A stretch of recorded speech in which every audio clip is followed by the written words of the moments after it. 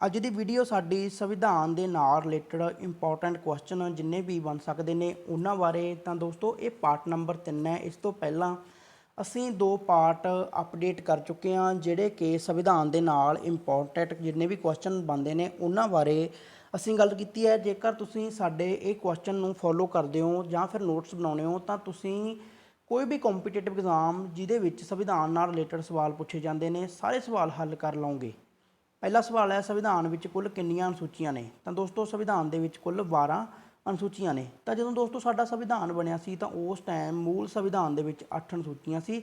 ਇਸ ਤੋਂ ਬਾਅਦ ਵੱਖ-ਵੱਖ ਸੋਧਾਂ ਕੀਤੀਆਂ ਗਈਆਂ। ਇਹਨਾਂ ਸੋਧਾਂ ਕਰਨ ਤੋਂ ਬਾਅਦ ਸਾਡੀਆਂ ਜਿਹੜੀਆਂ ਅਨੁਸੂਚੀਆਂ ਨੇ ਉਹਨਾਂ ਦੀ ਗਿਣਤੀ ਹੁਣ ਵੱਧ ਕੇ 12 ਹੋ ਗਈ ਹੈ। ਤਾਂ ਸਾਡੇ ਸੰਵਿਧਾਨ ਦੇ ਵਿੱਚ ਹੁਣ ਕਿੰਨੀਆਂ ਅਨੁਸੂਚੀਆਂ ਨੇ ਦੋਸਤੋ? 12 ਅਨੁਸੂਚੀਆਂ ਨੇ। ਇਸ ਤੋਂ ਬਾਅਦ ਮੂਲ ਸੰਵਿਧਾਨ ਯਾਨੀ ਕਿ ਜਦੋਂ ਸਾਡਾ ਸੰਵਿਧਾਨ ਬਣਿਆ ਸੀ ਉਸ ਟਾਈਮ ਕਿੰਨੀਆਂ ਅਨੁਸੂਚੀਆਂ ਸੀ?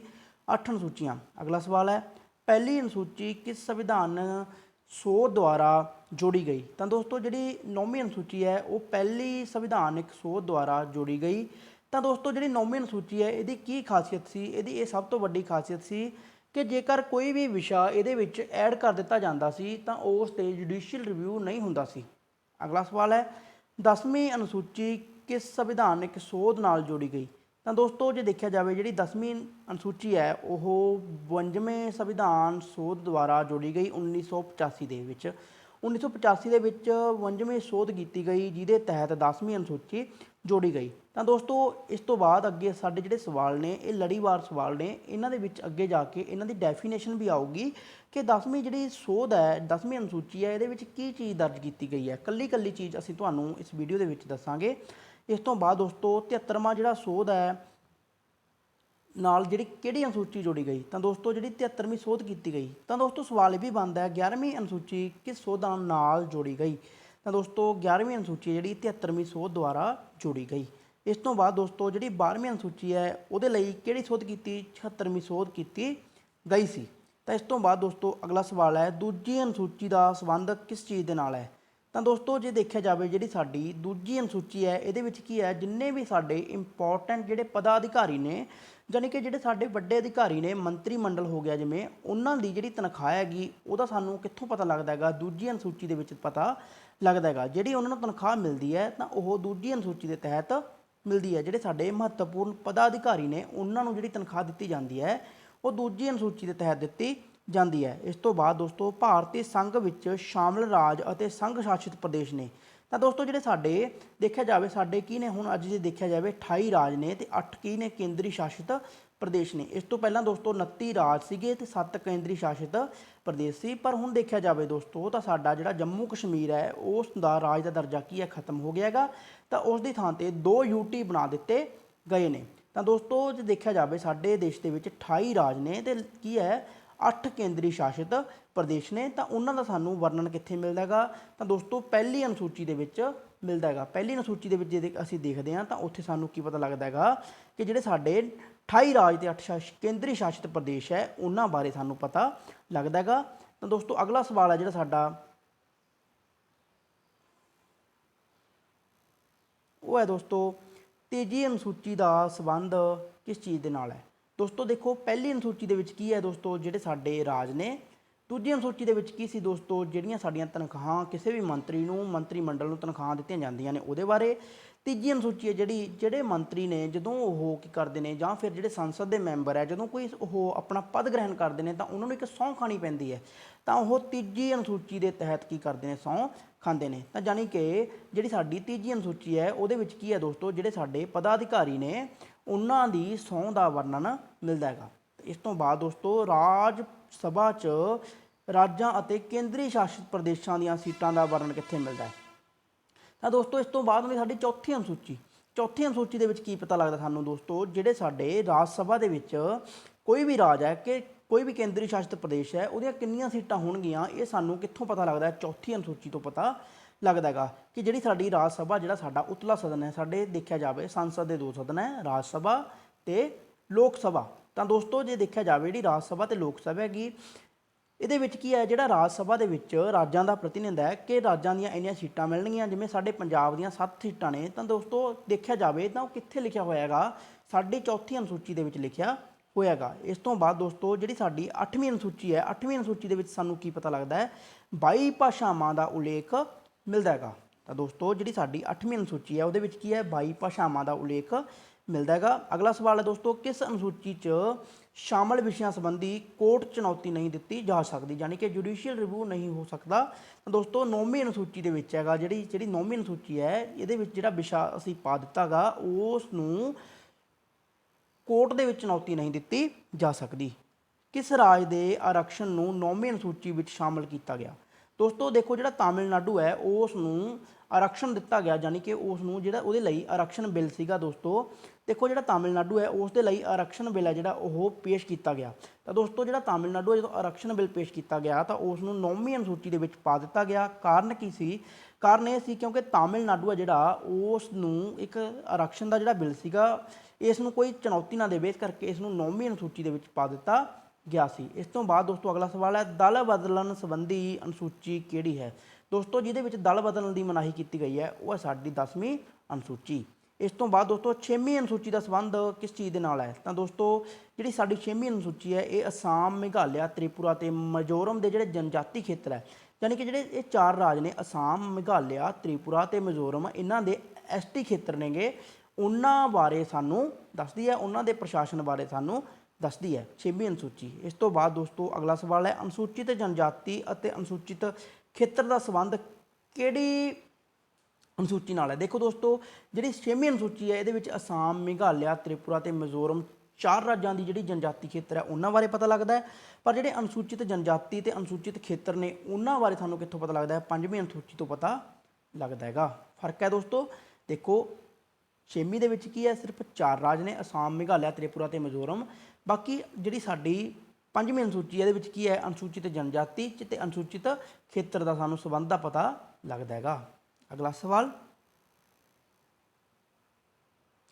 ਜੇਕਰ ਕੋਈ ਨਵਾਂ ਰਾਜ ਬਣਾਉਣਾ ਹੈ ਤਾਂ ਕਿਸ ਅਨੁਸੂਚੀ ਵਿੱਚ ਸ਼ੋਧ ਕਰਨੀ ਪਵੇਗੀ। ਦੇਖੋ ਦੋਸਤੋ ਸਾਡੇ 28 ਰਾਜ ਤੇ 8 ਕੇਂਦਰੀ ਸ਼ਾਸਿਤ ਪ੍ਰਦੇਸ਼ਾਂ ਦਾ ਸਾਨੂੰ ਵਰਣਨ ਕਿੱਥੇ ਮਿਲਦਾ ਹੈ ਦੋਸਤੋ, 28 ਰਾਜ ਤੇ 8 ਕੇਂਦਰੀ ਸ਼ਾਸਿਤ ਪ੍ਰਦੇਸ਼ਾਂ ਦਾ ਸਾਨੂੰ ਵਰਣਨ ਕਿੱਥੇ ਮਿਲਦਾ ਹੈ, ਉਹ ਮਿਲਦਾ ਸਾਨੂੰ ਪਹਿਲੀ ਅਨੁਸੂਚੀ ਦੇ ਵਿੱਚ। ਤਾਂ ਸਾਨੂੰ ਸੋਧ ਵੀ ਕਿੱਥੇ ਕਰਨੀ ਪਵੇਗੀ, ਪਹਿਲੀ ਅਨੁਸੂਚੀ ਦੇ ਵਿੱਚ ਕਰਨੀ ਪਵੇਗੀ। ਅਗਲਾ ਸਵਾਲ, ਕੇਂਦਰ ਅਤੇ ਰਾਜਾਂ ਵਿਚਕਾਰ ਸ਼ਕਤੀਆਂ ਦੀ ਵੰਡ ਸਾਨੂੰ ਕਿੱਥੋਂ ਪਤਾ ਲੱਗਦਾ ਦੋਸਤੋ, 7ਵੀਂ ਅਨੁਸੂਚੀ ਦੇ ਵਿੱਚ, ਜਿਹਦੇ ਵਿੱਚ ਕੇਂਦਰ ਅਤੇ ਰਾਜਾਂ ਦੇ ਵਿਚਕਾਰ ਸ਼ਕਤੀਆਂ ਦੀ ਵੰਡ ਕੀਤੀ ਗਈ ਹੈ।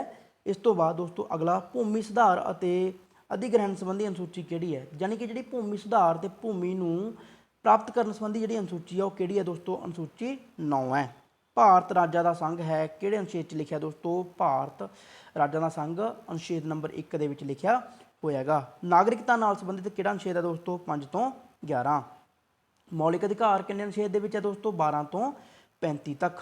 ਅਗਲਾ ਸਵਾਲ ਦੋਸਤੋ, ਅਗਲਾ ਸਵਾਲ ਹੈ ਸਾਡਾ, ਛੂਤ ਛਾਤ ਦੀ ਮਨਾਹੀ ਦਾ ਵਰਣਨ ਕਿੱਥੇ ਮਿਲਦਾ ਹੈ ਦੋਸਤੋ, ਛੂਤ ਛਾਤ ਦੀ ਮਨਾਹੀ ਦਾ ਵਰਣਨ ਮਿਲਦਾ ਹੈ ਅਨੁਛੇਦ 17 ਦੇ ਵਿੱਚ। ਅਗਲਾ ਸਵਾਲ, ਭਾਰਤੀ ਸੰਵਿਧਾਨ ਦਾ ਅਨੁਛੇਦ ਰਾਸ਼ਟਰਪਤੀ ਨੂੰ ਦੁਆਰਾ ਨਿਰਵਾਚਨ ਦੀ ਯੋਗਤਾ ਨਿਰਧਾਰਿਤ ਕਰਦਾ ਹੈ। ਤਾਂ ਦੋਸਤੋ ਜਿਹੜਾ ਸਾਡਾ ਇੱਕ ਅਨੁਛੇਦ ਹੈ, ਜਿਹੜਾ ਸਾਡਾ ਰਾਸ਼ਟਰਪਤੀ ਹੈ ਉਸ ਨੂੰ ਫਿਰ ਤੋਂ ਦੁਬਾਰਾ ਚੋਣ ਲੜਨ ਦੀ ਜਿਹੜੀ ਯੋਗਤਾ ਦਿੰਦਾ ਉਹ ਕਿਹੜਾ ਦੋਸਤੋ, ਆਰਟੀਕਲ 57 ਹੈਗਾ। ਇਸ ਤੋਂ ਬਾਅਦ ਭਾਸ਼ਣ ਅਤੇ ਅਭਿਵਿਅਕਤੀ ਦੀ ਸੁਤੰਤਰਤਾ, ਯਾਨੀ ਕਿ ਸਾਨੂੰ ਜਿਹੜਾ ਬੋਲਣ ਦੀ ਸੁਤੰਤਰਤਾ ਦਿੰਦਾ ਹੈਗਾ ਉਹ ਕਿਹੜਾ ਅਨੁਛੇਦ ਹੈ ਦੋਸਤੋ, ਆਰਟੀਕਲ 19 ਹੈ। ਆਰਟੀਕਲ 19 ਦੇ ਵਿੱਚ 6 ਤਰ੍ਹਾਂ ਦੀਆਂ ਸੁਤੰਤਰਤਾਵਾਂ ਨੇ, ਬੋਲਣ ਦੀ ਸੁਤੰਤਰਤਾ, ਇਕੱਠੇ ਹੋਣ ਦੀ ਸੁਤੰਤਰਤਾ, ਘੁੰਮਣ ਫਿਰਨ ਦੀ ਸੁਤੰਤਰਤਾ, ਕੋਈ ਵੀ ਕੰਮ ਕਰਨ ਦੀ ਸੁਤੰਤਰਤਾ ਤੇ ਕਿਤੇ ਵੀ ਰਹਿਣ ਦੀ ਸੁਤੰਤਰਤਾ। ਦੋਸਤੋ ਇਸ ਤਰੀਕੇ ਨਾਲ ਸਾਡੀਆਂ 6 ਸੁਤੰਤਰਤਾਵਾਂ ਨੇ ਜਿਹੜੀਆਂ ਉਹ ਆਰਟੀਕਲ 19 ਦੇ ਵਿੱਚ ਦਿੱਤੀਆਂ ਹੋਈਆਂ ਨੇ। ਅਗਲਾ ਸਵਾਲ ਹੈ ਦੋਸਤੋ, ਬੱਚਿਆਂ ਦੇ ਸ਼ੋਸ਼ਣ ਨਾਲ ਸੰਬੰਧਿਤ ਅਨੁਛੇਦ ਕਿਹੜਾ ਹੈ। ਤਾਂ ਦੋਸਤੋ ਜਿਹੜਾ ਦੇਖੋ ਬੱਚਿਆਂ ਦੇ ਸ਼ੋਸ਼ਣ ਨਾਲ ਸੰਬੰਧਿਤ ਜਿਹੜਾ ਅਨੁਛੇਦ ਹੈ ਉਹ ਹੈ ਅਨੁਛੇਦ ਨੰਬਰ 24। ਪ੍ਰੈਸ ਦੀ ਸੁਤੰਤਰਤਾ ਦੋਸਤੋ ਕਿੱਥੇ ਦਿੱਤੀ ਗਈ ਹੈ, 19(1) ਦੇ ਵਿੱਚ ਦਿੱਤੀ ਗਈ ਹੈ। ਅਲਪ ਸੰਖਿਅਕ ਦੇ ਹਿੱਤਾਂ ਨੂੰ ਸੰਰਕਸ਼ਣ ਦਿਓ, ਯਾਨੀ ਕਿ ਜਿਹੜੇ ਅਲਪ ਸੰਖਿਅਕ ਲੋਕ ਨੇ, ਘੱਟ ਗਿਣਤੀ ਦੇ ਲੋਕ ਨੇ, ਉਹਨਾਂ ਲਈ ਜਿਹੜਾ ਸਾਡਾ ਅਨੁਛੇਦ ਹੈ ਉਹ ਕਿਹੜਾ ਦੋਸਤੋ, ਆਰਟੀਕਲ 29 ਹੈ। ਸੁਪਰੀਮ ਕੋਰਟ ਦੁਆਰਾ ਮੌਲਿਕ ਅਧਿਕਾਰਾਂ ਦੀ ਰੱਖਿਆ ਕੀਤੀ ਜਾਂਦੀ ਹੈ। ਦੇਖੋ ਦੋਸਤੋ ਜੇ ਦੇਖਿਆ ਜਾਵੇ ਇੱਥੇ ਆਰਟੀਕਲ 32 ਲਿਖਿਆ ਹੈ। ਆਰਟੀਕਲ 32 ਕੀ ਹੁੰਦਾ ਦੋਸਤੋ, ਸੰਵਿਧਾਨਿਕ ਉਪਚਾਰਾਂ ਦਾ ਅਧਿਕਾਰ ਹੁੰਦਾ ਹੈ। ਤਾਂ ਦੋਸਤੋ ਜੇ ਦੇਖਿਆ ਜਾਵੇ ਜਿਹੜੀ ਸੁਪਰੀਮ ਕੋਰਟ ਹੈ ਉਹ ਮੌਲਿਕ ਅਧਿਕਾਰਾਂ ਦੀ ਰੱਖਿਆ ਕਰਦਾ ਹੈਗਾ। ਤਾਂ ਦੇਖਿਆ ਜਾਵੇ ਜਿਹੜਾ ਜੁਡੀਸ਼ੀਅਲ ਰਿਵਿਊ ਹੈ ਦੋਸਤੋ ਉਹ ਕਰਦਾ ਹੈਗਾ ਜਦੋਂ ਵੀ ਕੋਈ ਕਾਨੂੰਨ ਬਣਦਾ ਹੈਗਾ ਤਾਂ ਉਸ ਨੂੰ ਆਰਟੀਕਲ 13 ਦੇ ਤਹਿਤ ਸੁਪਰੀਮ ਕੋਰਟ ਦੇਖਦੀ ਹੈ ਕਿ ਉਹ ਜਿਹੜਾ ਸਾਡਾ ਕਾਨੂੰਨ ਬਣਿਆਗਾ ਕਿ ਉਹ ਮੌਲਿਕ ਅਧਿਕਾਰਾਂ ਦੀ ਉਲੰਘਣਾ ਤਾਂ ਨਹੀਂ ਕਰ ਰਿਹਾ। ਤਾਂ ਜੇਕਰ ਉਲੰਘਣਾ ਕਰਦਾ ਤਾਂ ਉਸ ਨੂੰ ਆਪਣੇ ਆਪ ਦੇ ਵਿੱਚ ਰੱਦ ਕਰ ਦਿੱਤਾ ਜਾਂਦਾ ਹੈਗਾ। ਤਾਂ ਦੋਸਤੋ ਜਿਹੜਾ ਸਾਡਾ ਸਵਾਲ ਕੀ ਹੈ, ਇੱਥੇ ਸਵਾਲ ਹੈ ਸੁਪਰੀਮ ਕੋਰਟ ਦੁਆਰਾ ਮੌਲਿਕ ਅਧਿਕਾਰਾਂ ਦੀ ਰੱਖਿਆ ਕੀਤੀ ਜਾਂਦੀ ਹੈ ਆਰਟੀਕਲ 32 ਦੇ ਤਹਿਤ, ਯਾਨੀ ਕਿ ਸੰਵਿਧਾਨਕ ਉਪਚਾਰਾਂ ਦਾ ਅਧਿਕਾਰ ਜੇਕਰ ਕਿਸੇ ਵਿਅਕਤੀ ਦੇ ਅਧਿਕਾਰਾਂ ਦੀ ਉਲੰਘਣਾ ਹੁੰਦੀ ਹੈ ਤਾਂ ਉਹ ਆਰਟੀਕਲ 32 ਦੇ ਤਹਿਤ ਸੁਪਰੀਮ ਕੋਰਟ ਦੀ ਸ਼ਰਨ ਲੈ ਸਕਦਾ ਹੈਗਾ। ਰਾਜ ਦੀ ਨੀਤੀ ਦੇ ਨਿਰਦੇਸ਼ਕ ਸਿਧਾਂਤ ਕਿੰਨੇ ਆਰਟੀਕਲ ਦੇ ਵਿੱਚ ਹੈ? ਆਰਟੀਕਲ 36 ਤੋਂ 51 ਵਿੱਚ ਦਿੱਤੇ ਹੋਏ ਨੇ। ਇਸ ਤੋਂ ਬਾਅਦ ਦੋਸਤੋ ਅਗਲਾ ਸਵਾਲ, ਕਲਿਆਣਕਾਰੀ ਰਾਜ ਦੀ ਅਵਧਾਰਨਾ ਕਿੰਨੇ ਅਨੁਛੇਦ ਦੇ ਵਿੱਚ ਦਿੱਤੀ ਗਈ ਹੈ? ਤਾਂ ਦੋਸਤੋ ਸਾਡੇ ਸੰਵਿਧਾਨ ਦੇ ਵਿੱਚ ਕਲਿਆਣਕਾਰੀ ਰਾਜ ਦੀ ਅਵਸਥਾ ਦਿੱਤੀ ਗਈ ਹੈ ਆਰਟੀਕਲ 39 ਦੇ ਵਿੱਚ। ਗ੍ਰਾਮ ਪੰਚਾਇਤਾਂ ਦੇ ਗਠਨ ਦਾ ਨਿਰਦੇਸ਼ ਕਿਹੜੇ ਅਨੁਛੇਦ ਦੇ ਵਿੱਚ ਦਿੱਤਾ ਗਿਆ? ਤਾਂ ਦੋਸਤੋ ਆਰਟੀਕਲ 40 ਦੇ ਵਿੱਚ ਕੀ ਹੈਗਾ, ਗ੍ਰਾਮ ਪੰਚਾਇਤਾਂ ਦੇ ਗਠਨ ਦਾ ਨਿਰਦੇਸ਼ ਦਿੱਤਾ ਗਿਆ ਹੈਗਾ। ਇਸ ਤੋਂ ਬਾਅਦ ਦੋਸਤੋ ਅਗਲਾ ਸਵਾਲ ਹੈ ਸਾਡਾ ਮੌਲਿਕ ਕਰਤੱਵ ਕਿਸ ਅਨੁਛੇਦ 'ਚ ਨੇ? ਤਾਂ ਦੋਸਤੋ ਮੌਲਿਕ ਕਰਤੱਵ ਨੇ ਜਿਹੜੇ ਉਹ 52A ਦੇ ਵਿੱਚ ਦਿੱਤੇ ਹੋਏ ਨੇ। ਸਾਡੇ ਕੁੱਲ 11 ਮੌਲਿਕ ਕਰਤੱਵ ਨੇਗੇ।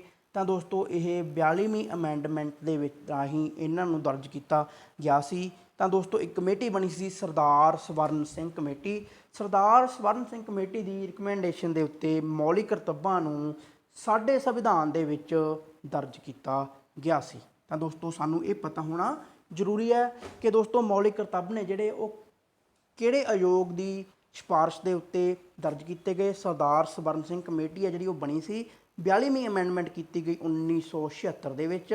ਤਾਂ ਦੋਸਤੋ 52A ਦੇ ਵਿੱਚ ਜਿਹੜੇ ਸਾਡੇ ਮੌਲਿਕ ਕਰਤੱਵ ਦਰਜ ਨੇ। ਤਾਂ ਕੁੱਲ ਸਾਡੇ ਜਿਹੜੇ ਮੌਲਿਕ ਕਰਤੱਵ ਨੇ ਉਹ ਕਿੰਨੇ ਨੇ ਦੋਸਤੋ? ਉਹ ਨੇ 11।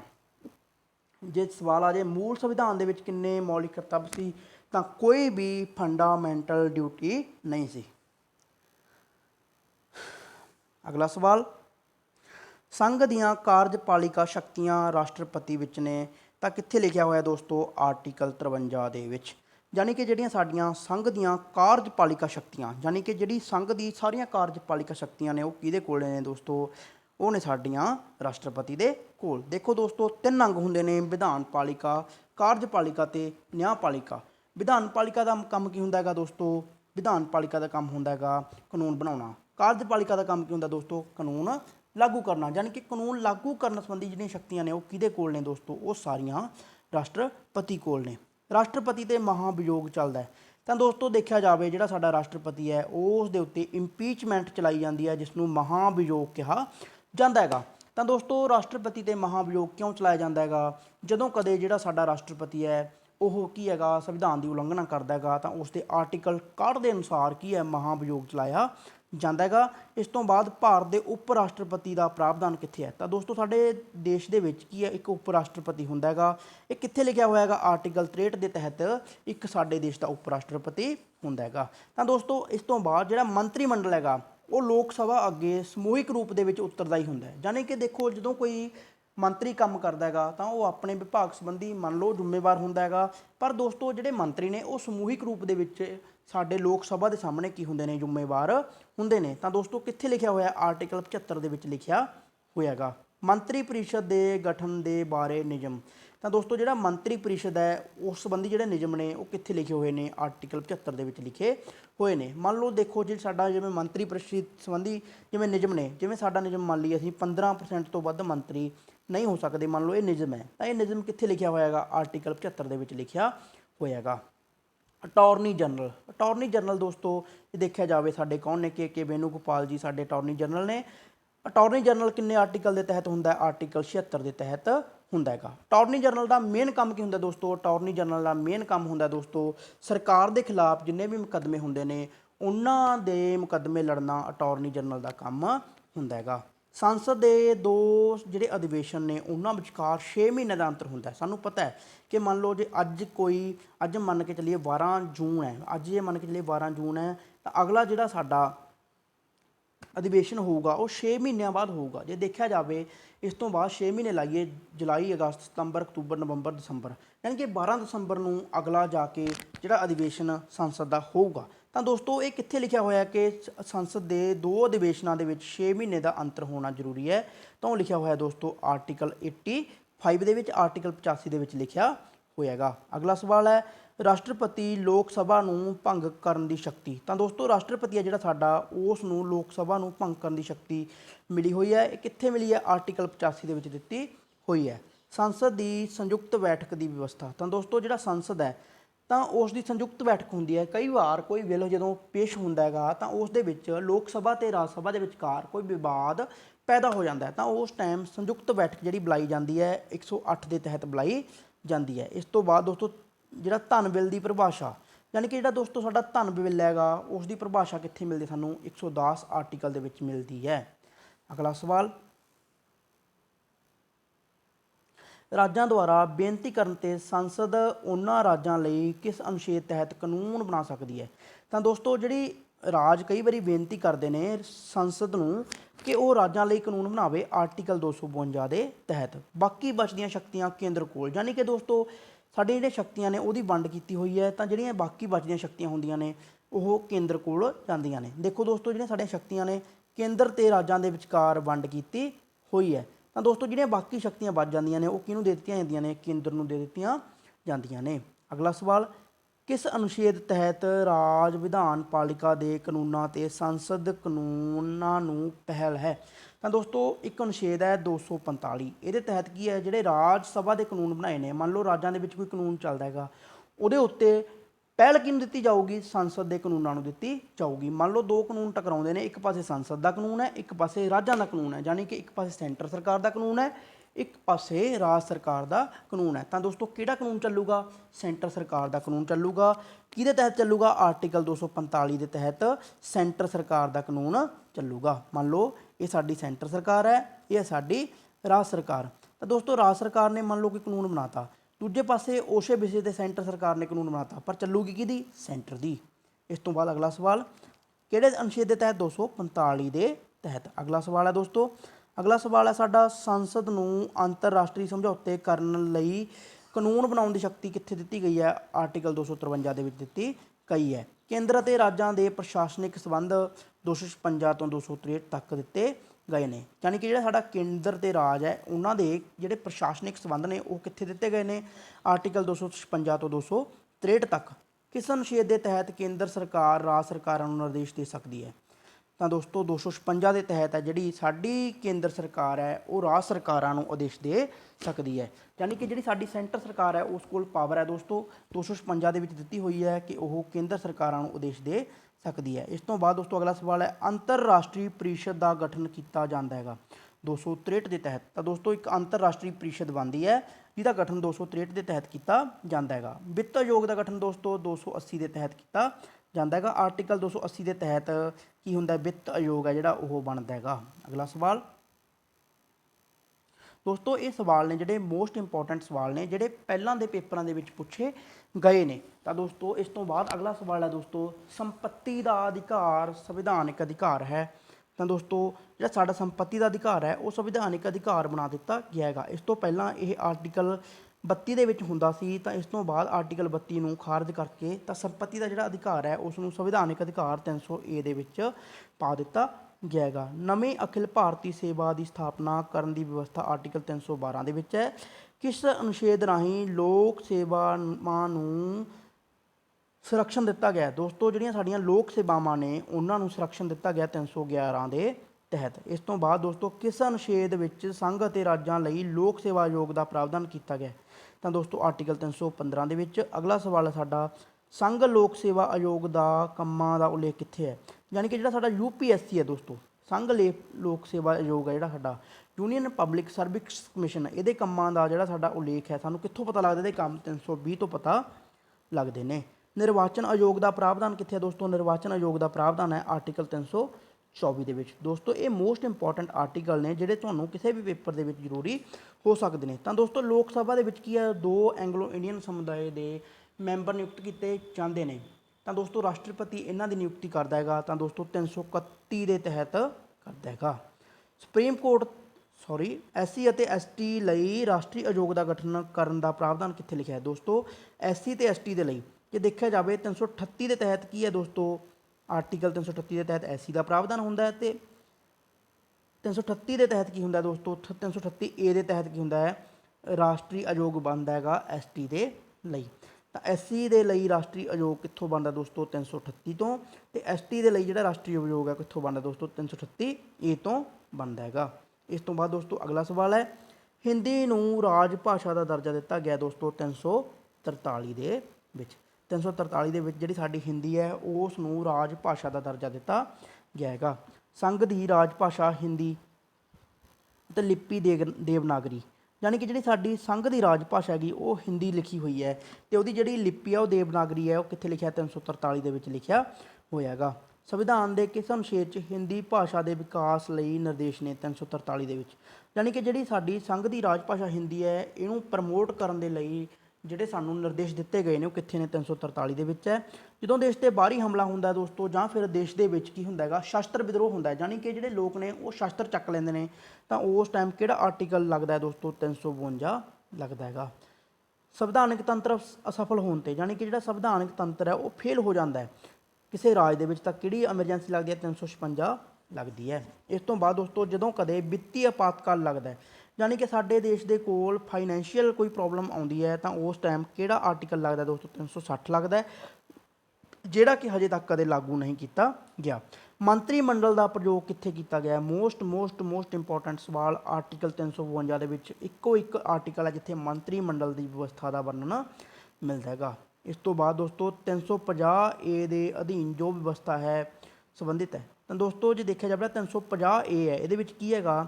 ਪਹਿਲੇ ਸਤਰ 'ਤੇ ਮਾਂ ਭਾਸ਼ਾ 'ਚ ਸਿੱਖਿਆ ਦੀ ਵਿਵਸਥਾ, ਯਾਨੀ ਕਿ ਦੋਸਤੋ ਜਿਹੜਾ ਸਾਡਾ ਮੰਨ ਕੇ ਚੱਲੋ ਪਹਿਲਾ ਸਤਰ ਹੈ, ਯਾਨੀ ਕਿ ਜਦੋਂ ਪ੍ਰਾਇਮਰੀ ਸਿੱਖਿਆ ਦਿੱਤੀ ਜਾਂਦੀ ਹੈ ਤਾਂ ਉਹ ਜਿਹੜੀ ਸਿੱਖਿਆ ਉਹ ਮਾਤ ਭਾਸ਼ਾ ਦੇ ਵਿੱਚ ਦਿੱਤੀ ਜਾਵੇ। ਇਹ ਕਿੱਥੇ ਲਿਖਿਆ ਹੋਇਆ ਹੈਗਾ? ਆਰਟੀਕਲ 350A ਦੇ ਵਿੱਚ ਦਿੱਤਾ ਹੋਇਆ ਹੈਗਾ। ਤਾਂ ਦੋਸਤੋ ਮੰਤਰੀ ਮੰਡਲ ਸ਼ਬਦ ਦਾ ਪ੍ਰਯੋਗ ਜਿਹੜਾ ਮੋਸਟ ਇੰਪੋਰਟੈਂਟ ਹੈ ਕਿੱਥੇ ਸਾਨੂੰ ਮਿਲਦਾ ਹੈਗਾ? ਤਾਂ ਦੋਸਤੋ ਇਹ ਮਿਲਦਾ ਹੈਗਾ 352 ਦੇ ਵਿੱਚ। ਅਗਲਾ ਸਵਾਲ, ਸੰਵਿਧਾਨ ਸੰਸ਼ੋਧਨ ਕਿੱਥੇ ਲਿਖਿਆ ਹੋਇਆ? 368 ਦੇ ਵਿੱਚ ਲਿਖਿਆ ਹੋਇਆ। ਨਾਗਾਲੈਂਡ ਦੇ ਲਈ ਜਿਹੜਾ ਖਾਸ ਉਪਬੰਧ ਹੈ, ਨਾਗਾਲੈਂਡ ਦੇ ਨਾਲ ਜਿਹੜਾ ਰਿਲੇਟਡ ਸਾਡਾ ਆਰਟੀਕਲ ਆ ਉਹ ਕਿਹੜਾ? 371A ਹੈ। ਮਿਜ਼ੋਰਮ ਦੇ ਨਾਲ ਦੋਸਤੋ ਕਿਹੜਾ ਰਿਲੇਟਡ ਹੈ? 371G ਹੈ। ਇਸ ਤੋਂ ਬਾਅਦ ਦੋਸਤੋ ਭਾਰਤ ਰਤਨ ਅਤੇ ਪਦਮ ਵਿਭੂਸ਼ਣ ਅਤੇ ਜਿਹੜੇ ਸਾਡੇ ਖਿਤਾਬ ਦਿੱਤੇ ਜਾਂਦੇ ਨੇ ਉਹ ਕਿਹੜੇ ਆਰਟੀਕਲ ਦੇ ਤਹਿਤ ਦਿੱਤੇ ਜਾਂਦੇ ਨੇ? ਆਰਟੀਕਲ 18 ਦੇ ਤਹਿਤ ਦਿੱਤੇ ਜਾਂਦੇ ਨੇ। ਉਂਝ ਤਾਂ ਸਾਡੇ ਦੇਸ਼ ਦੇ ਵਿੱਚ ਕੀ ਆ, ਉਪਾਧੀਆਂ ਦਾ ਖਾਤਮਾ ਕੀਤਾ ਹੋਇਆ ਹੈਗਾ।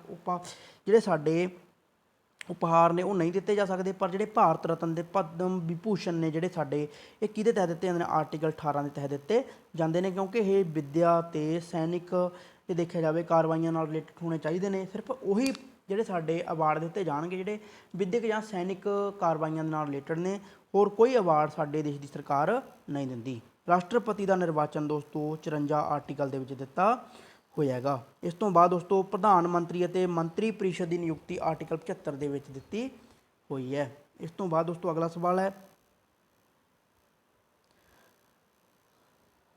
ਅਨੁਸੂਚਿਤ ਜਾਤੀ ਅਤੇ ਜਨਜਾਤੀ ਦਾ ਲੋਕ ਸਭਾ 'ਚ ਆਰਕਸ਼ਣ। ਤਾਂ ਦੋਸਤੋ ਜਿਹੜੇ SC ST ਨੇਗੇ ਉਹਨਾਂ ਦਾ ਆਰਕਸ਼ਣ ਸਾਡੀ ਲੋਕ ਸਭਾ ਦੇ ਵਿੱਚ 330 ਆਰਟੀਕਲ ਦੇ ਵਿੱਚ ਹੈ। ਲੋਕ ਸੇਵਾ ਆਯੋਗ ਦੇ ਕੰਮ ਕਿੱਥੇ ਨੇ ਦੋਸਤੋ?